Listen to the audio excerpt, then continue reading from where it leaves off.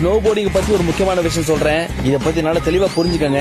உங்க ஃப்ரெண்ட்ஸ் கிட்ட எடுத்து சொல்லுங்க. ஸ்னோ போர்டிங்க ஸ்னோல மட்டும்தான் பண்ணணும். என் சிவப்பு சட்டை இப்பதான் ஸ்னோ போர்டிங்க ஸ்னோல பண்ணுன்றேன். ஒல்லிக்கிட்ட இருக்க சறுக்கிட்ட வந்து யாரா தண்ணியில விழுது. குளிக்க வந்து தண்ணி பார்த்தோன்னு டென்ஷன் ஆயிட்டேன். ஸ்னோ போர்ட்ல விளையாட தெரியலனாலும் பரவாயில்ல, ஆனா ஸ்னோ போர்ட்ல விளையாடுறவங்கள தொல்லையே பண்ணாதீங்க. பராக் பராக் பராக் எப்படி சார் பிளைட் மோட்ல வந்தாரு. கீழே வந்துட்டு இருக்கிற ஸ்னோ போர்டர் தன்னோட ஸ்னோ போர்டோட அப்பர் எட்ஜ அப்படியே பனியில அழுத்தி வச்சிருப்பாரு. இது கீழே விழாம அவர் பாதுகாக்குது.